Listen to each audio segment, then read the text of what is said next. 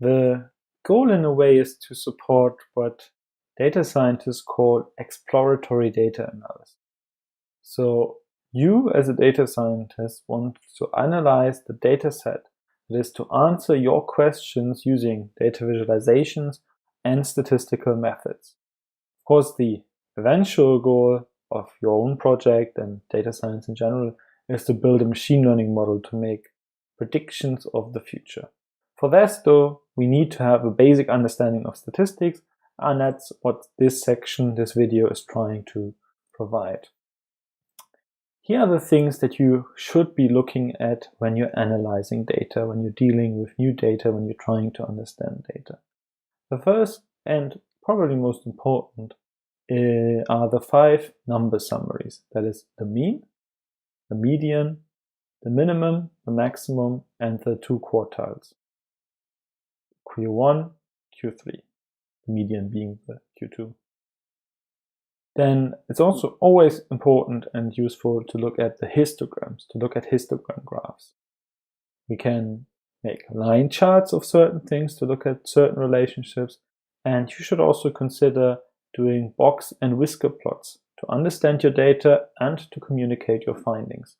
Scatter plots can also be quite useful, and we're going to look at some of these things in this video. First, let's consider the 5 number summaries.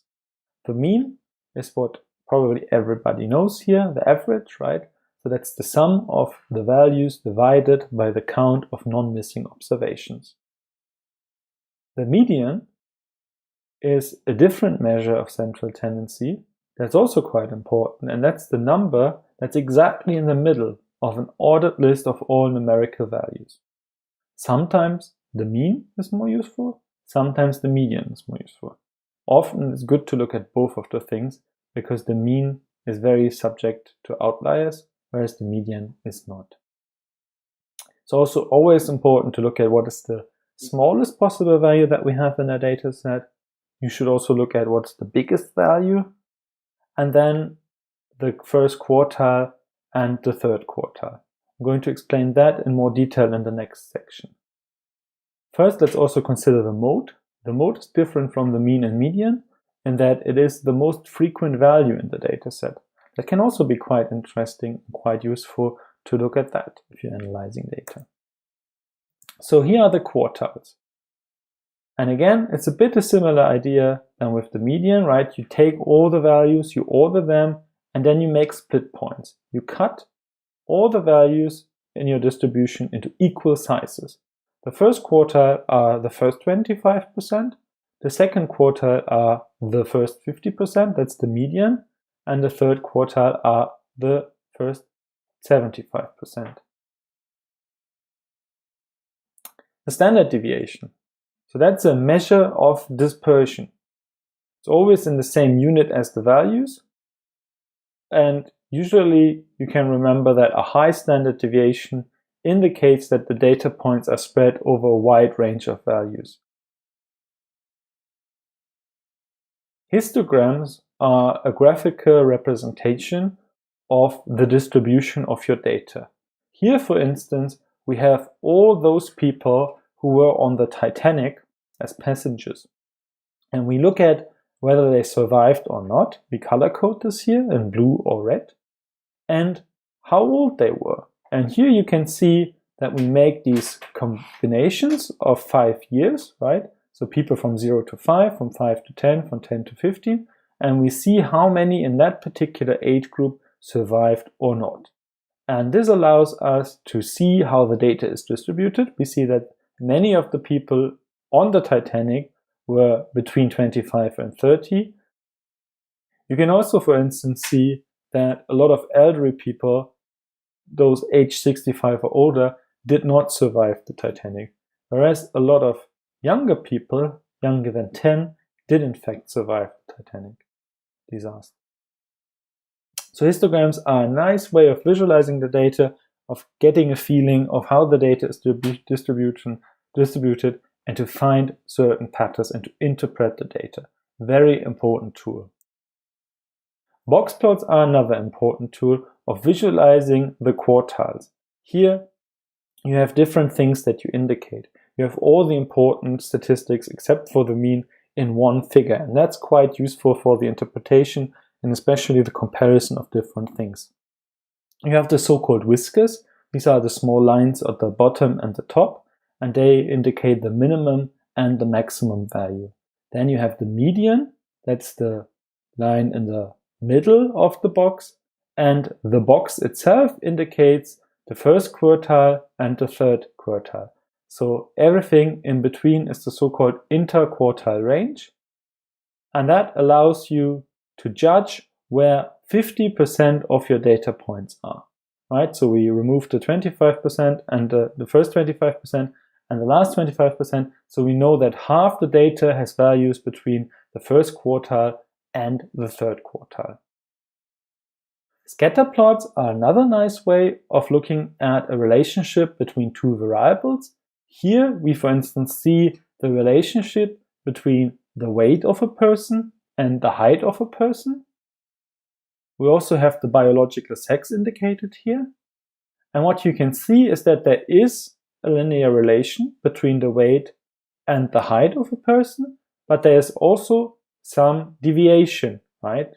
So you could imagine drawing a line here, and that would be the perfect correlation between line to height and weight. So this is a useful tool to see a relationship, to look for tendencies, and also to get an estimate of how much deviation there is across the spectrum of the data points.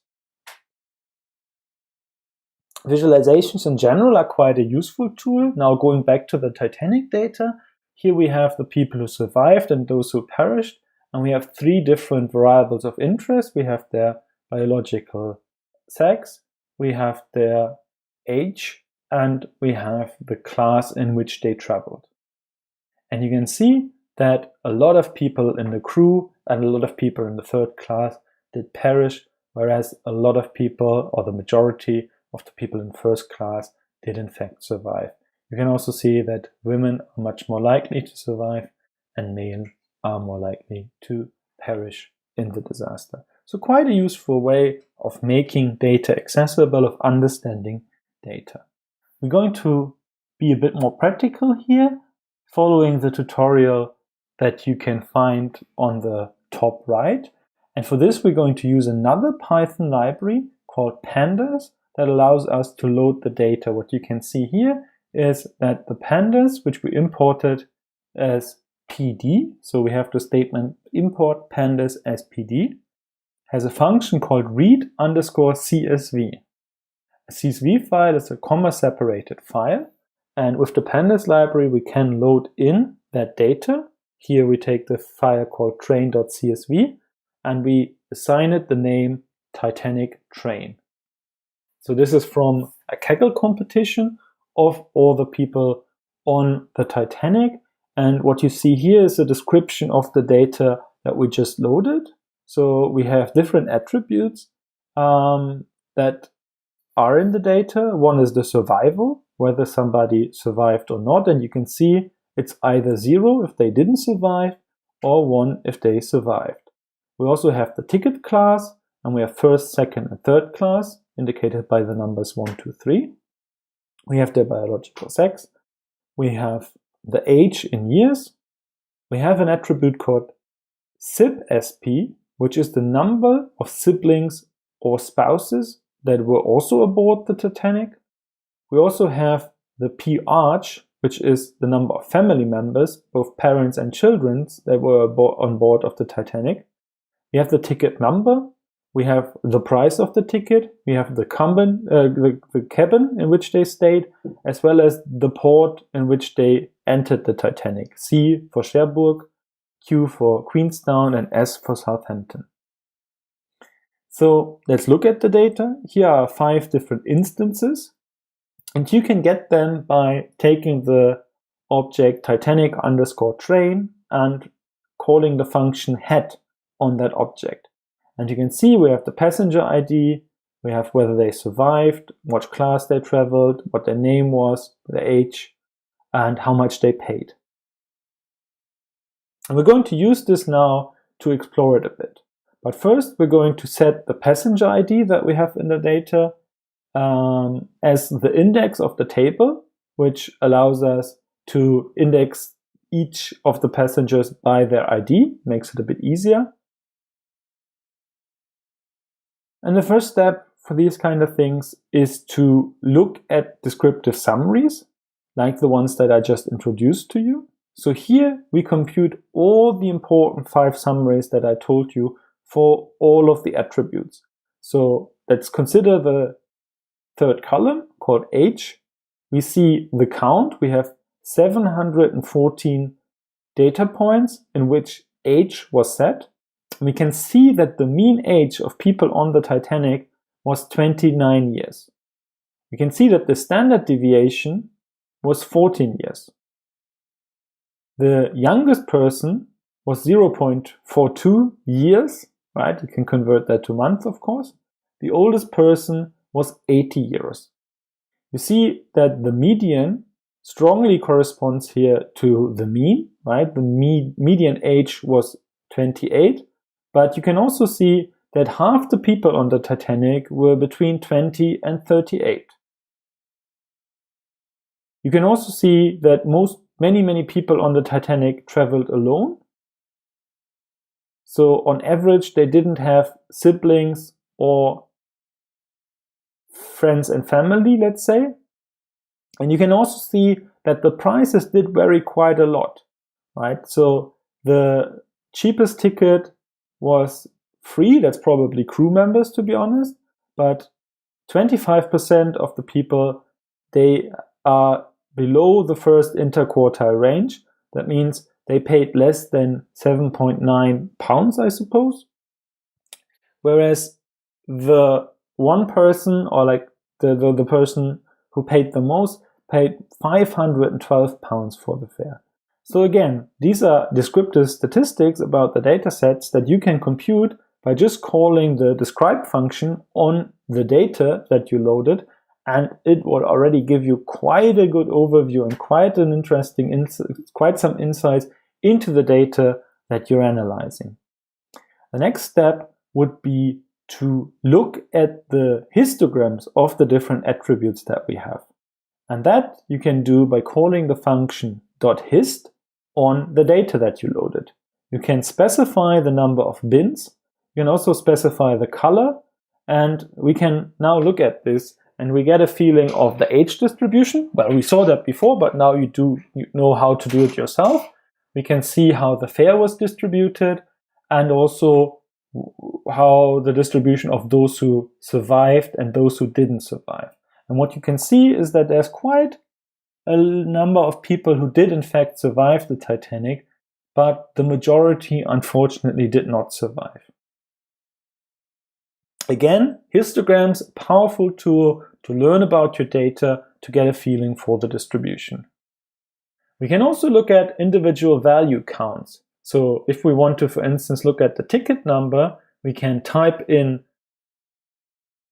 data point, Titanic _ train, brackets, and then the column that we're interested in, here the ticket, you can call the function value counts, and we can see which of the values are coming frequently, like most frequently. We can do that also for the biological sex, and we can see that there's a majority of people that were male on the Titanic and a minority as female.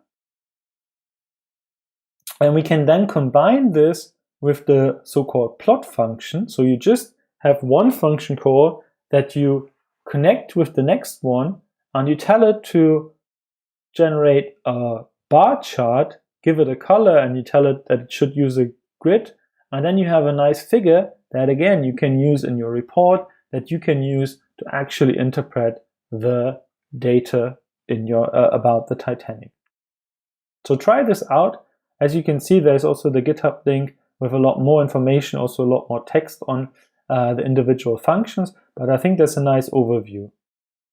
You can do that for a variety of different things. Here, for instance, for when or where people embarked, where they went onto the Titanic. And final thing for this section is there's also a very, very easy way to compute the correlations. So correlations are linear relationships between different variables, which can be either positive or negative. A positive correlation means if one thing goes up, the other thing also goes up. And a negative correlation is one thing goes up, the other thing goes down. So for instance, the more sport you do, the less you weigh. That would be a negative correlation. And a positive correlation is the more educated you are, the more well paid you are. And what we do here is we compute that for all the data points that we have. So we look at which of the values are correlated with each other, and we do that using the function CORR for correlation. And we assign that to a matrix and look at the matrix here. Now that's a lot of numbers, very hard to interpret. So let's make it a bit nicer. So here we use the library called matplotlib and the function matshow to visualize the different points. So we have a color map here that goes from -1 for negative correlation to +1 for positive correlation and colors it. So you can see if it's white, it means it's perfect correlation. And you can see in the matrix that these are the values, they are perfectly correlated with each other. That makes a lot of sense.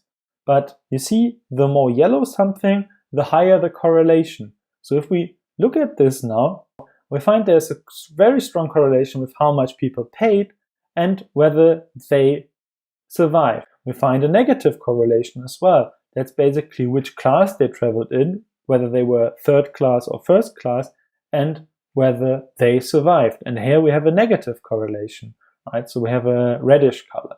So again, it's all about representation, and it's all about making our data visually interpretable. And that can be quite helpful, and I highly encourage you to do that with your own data as well. So another thing that we need to consider in the data set beyond visualization is the so-called imputation. Imputation is what we do when we try to replace missing values. In the Titanic dataset, the age, for instance, has 177 values that are null, that are not assigned. Now, for many analyses and for many prediction problems, every data point needs to be assigned. So you can't have unassigned values. So the question is, what can we put there to be able to train our model without falsifying or without confusing the results? One way to do this, and that's actually quite commonly do, is to assign the mean age of the data set. So we fill in each data point that's missing with the mean age. But it's of course a problem. We can't assign a 4-year-old child with the mean age of 29 years. So one solution to this is to use additional information and to be a bit more thoughtful and to find different ways of replacing the values. I won't go into much detail, but I'm pretty sure if you're working with actual data, you will run into situations and then you want to look for ways to meaningfully imputate the data. One final thing, although this is not a class on visualizations, I highly recommend you to look into visualizations and to learn more about visualization.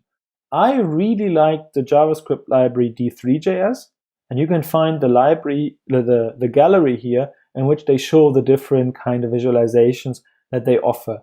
All of them come with working code, and you can just add your own data to make all these visualizations and to understand your data in different ways. For instance, if you want to do more sophisticated things, then the bar charts and scatter plots implemented in pandas is a very good idea. They have a lot of different things like the barrel charts, like the calendar view, and also like the hierarchical edge bundling that can be quite useful in making and understanding your data.